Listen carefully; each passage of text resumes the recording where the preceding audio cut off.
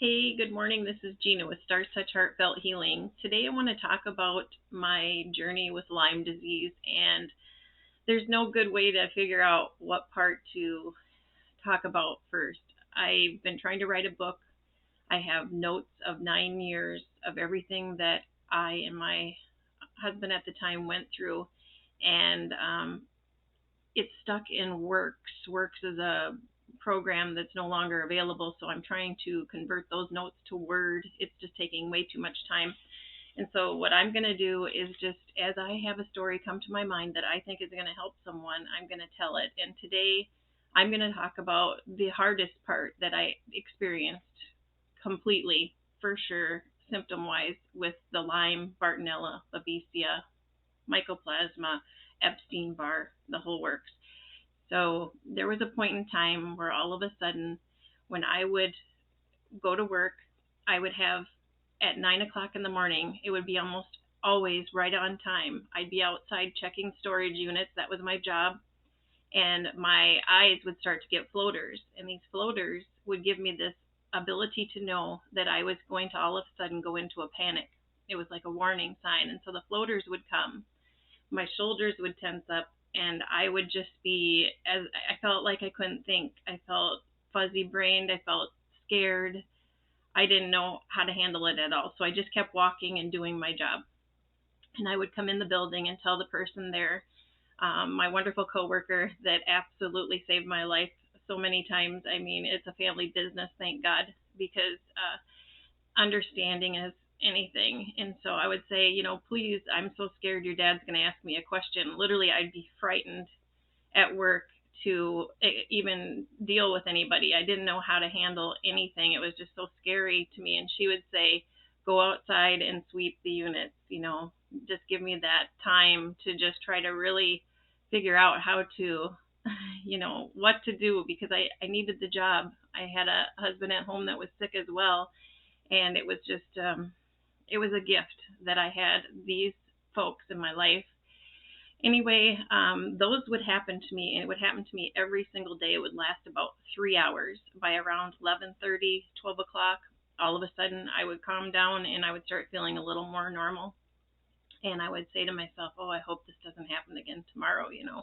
And it happened for months. I mean, it was difficult for me to do what I had to do at work. I did it, but I was protected by people that were really watching over me, and I'm so grateful again.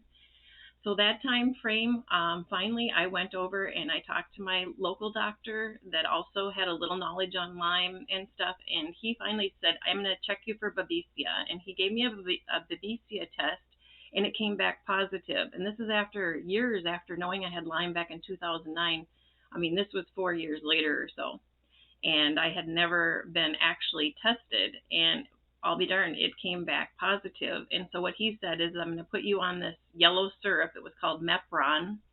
And this Mepron, it was $1,200 a bottle at the time. There was no generic. And luckily, my insurance covered all but $60. I mean, again, just angels watching over at that point in time. They have put me on that along with azithromycin. Those two things in combination were to help get rid of Babesia, and it did help. It really did. Um, what I didn't know at the time is that, of course, that Epstein-Barr underlying thing that I have discovered over the years, I didn't know that was going to become active. As I'm killing one thing, these viral things in your nervous system are becoming active and causing other problems. So what happened from there is I felt better, but all of a sudden I was in a position where everything just went dark. I had depersonalization. I would be at home and I couldn't feel anything. I couldn't feel joy. I couldn't feel sadness. I couldn't feel anything. Literally, it was not me. I'm a very passionate, loving, funny, happy person, and I was dumbfounded because I would sit there and I could watch a movie and really not acknowledge it. I would cry because I knew that I was supposed to be feeling a feeling that absolutely was not there. From there, it got worse. What happened is that all of a sudden, in the middle of the night, I would be lying down and my arm would start to move real slow, like an involuntary muscle movement. This ended up happening all over my body. Pretty soon, my whole body is doing these weird little movements that hurt because my brain said my body's not supposed to be moving, and my body was moving against what my brain knew was not normal for me. And this went on nightly. I was having panic. I still went to work. I wasn't sleeping well. It was frightening. My husband supported me. He took care of me. He made sure that no matter what, you're going to get better. Trying different meds, went all the way to Wisconsin to my Lyme doc. He was even frightened, I think, because he didn't understand. I don't think that part of Epstein-Barr so much back then. It was like he had treated me for each thing, and I'll do all that later. I'll tell you guys the start to the finish of my journey in case it'll help you. But right now, this I feel like I'm guided to tell.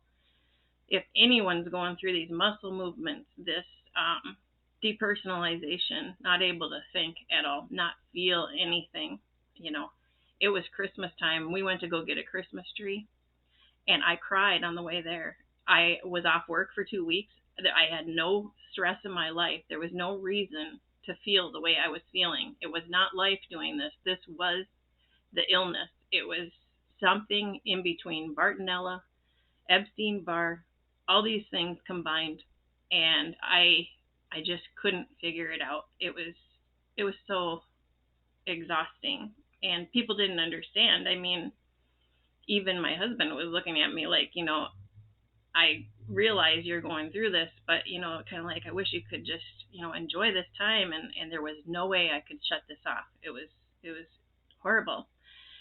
So I went to the doctor in Wisconsin, my Lyme doc, amazing. He's passed on now, and it's heartbreaking because he was a lifesaver. What happened is he said, we're going to put you on Ativan. Ativan was it's like a benzo. A lot of people are scared of those, but at the time, that was the only thing that made my body stop moving, and it made my panic go away. And what I would do is, in order to go to work, I'd have to take one in the morning, and I would feel that sensation coming on, almost like a seizure, but not, because it was involuntary and it was slow. When it came on, I would take another one. Pretty soon, I had to take 4 of those a day just to function, go to work, and feel normal, and it worked. I mean, at the time, it's lorazepam, Ativan, whatever. I'm not a doctor. I'm just telling my story on what I had to do. This stuff saved my life at the time, and my doctor was happy to give it because he knew me, and he knew that I was not myself, and he was trying to figure out what could be done meanwhile. It was just, it's hard to talk about it. I've had people say, I don't even want you to talk about it because you don't want it to come back, right? Well, yeah, no, I don't. So the good news is that you can get better, even if it's that bad. If you feel like your life is just absolutely out of control, the depersonalization, the panic, the involuntary movements. I mean, I had a lady ask me if I had MS at the doctor's office when I was giving blood because my head was moving without me telling it to. And I said, no, I have Lyme disease. I have something entirely different, and I'm trying to figure it out. So I never gave up. My life was pretty hectic and stressful after that. There was a lot of things going on. There was a death of a parent in the family. There was a lot of people at my home, and I was trying to act normal and feel normal, and I was going to my friends and doing the Rife machine. A Rife machine is a frequency light bulb. Some of them you hold on to handles, and it sends frequencies through you to try to get rid of different bacteria, viral, whatever. God bless her. She let me use that thing 17 times. I went there every night after work. It was a $3,000 instrument that she let me use for nothing. And I kept trying. I'm Bartonella, hitting it with everything I had. And the one antibiotic, or I should say tuberculosis drug, that was my lifesaver throughout the whole Lyme journey was rifampin. Rifampin got rid of my hip pain. It got rid of a whole bunch of different things. And, is there a lot of side effects to that? Yes, it talks about all these things, even Mepron for Babesia, total side effects. It's if you read it, you would never do it, But I did it. I did rifampin. I did rifampin with Doxy for 3 months. I did rifampin with Ceftin, cefuroxime. I did rifampin with so many different combinations, clarithromycin. So these combinations were able to control certain things in a certain way. But for this last situation, nothing was working. Rifampin, I took it every day. I did the right thing. I was calm. I was taking a couple days off work. I did anything I could do, thinking that okay, I've gotten a hold on this illness before. I can get through this. Nothing was working. I went to the emergency room one night. I was there for 3 hours sitting there, and I didn't take my Ativan, so my body was moving the whole time. It was just so painful because my body would move, and it was painful. I can't even explain it. It's kind of like Parkinson's, I have to believe, you know. And sitting there, and then I get into the doctor, and bless their hearts, they're trying, but this man just looked at me and said, "Ma'am, you're going to have to contact your Lyme doctor. There's nothing I can do." And I spent 3 hours moving so I could show this man my pain, and he could do nothing for me. And the first thing I did, of course, when I left is took another Ativan and stopped that moving and just prayed so hard about how am I going to get through this. And finally, my friend gave me some cassette tapes, and this is the only different thing I did. And I couldn't have put this together without learning Reiki and all this now later on. I really didn't realize how powerful it was, but she gave me these cassettes, and I had a cassette player in my old car, and I had a cassette player at my house, and I started listening to these positive affirmations and saying them out loud every morning, every afternoon, on the way to work, before bed.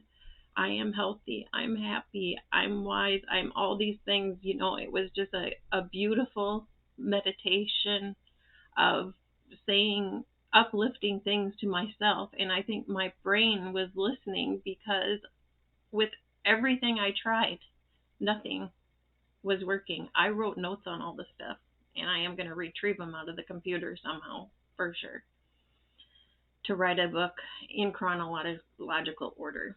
But for right now, I am telling you that this meditation, I believe, was the one thing that snapped me out of it, because I thought with all this Ativan, benzos can be highly addictive. 4 Ativans a day for months. I mean, months. And I thought, oh my gosh, how am I ever going to wean off? Am I addicted? All this stuff. No. All of a sudden, during the most stressful time almost ever in my life, with many people at my home, a funeral going on, all this stuff, I woke up and it was gone. I had no movements. I had no more depersonalization. My brain was clear. And there is nothing I changed. I literally have had every combination of antibiotics, herbals, Chinese teas. I have had it all over the past 11 years. And this particular situation disappeared overnight. And the only thing that I can think of that I did differently was those meditations. So I want you to understand, and this is for anybody out there that is going through any of this, the power of saying out loud positive affirmations. I mean, fake it till you make it. I didn't feel healthy. I was scared to death. But I said it, and I just kept doing these tapes. And I don't know what happens in your subliminal. I don't know. I mean, with Reiki, I'm learning a lot, and if I would have known Reiki at the time, I would have Reiki'd myself every moment of the day, because it's painful for me to even talk about this. It's so scary. And anyway, I want to just say thank you to anyone that helped me through those times, if you're out there listening. And I also want to say that I lost a super close person to me that was going through this very same thing. She had a 3-year-old child, and she couldn't take it. She couldn't sleep, and she was going through it. And if I would have known what I know now, then I believe she still would be here. And so for that, that's why I'm reaching out to you today. And so I'm going to put all this in the notes. I'm going to make it a lot more clear, but I just want you to see that there is a way to get better. I am doing well. Hey, my life is 100 times better. I can't tell you. And the symptoms that pop up, I know how to fix it. I can just do whatever I learned. I've kept track, and I'm going to share all of it with you. But I just want you to know that if you're going through this particular stuff right now, positive affirmations, meditations, listening to positive messages, and saying it out loud where your brain can hear it is going to make 100% difference. I just have no doubt. And I love everyone that's going through this, and I am going to help anybody I can. So thank you for watching, and I'll be back with more of these. And I hope you have a wonderful Tuesday. Please like, subscribe, share, send this to anybody that's going through this stuff because it's scary and it's painful. Thank you.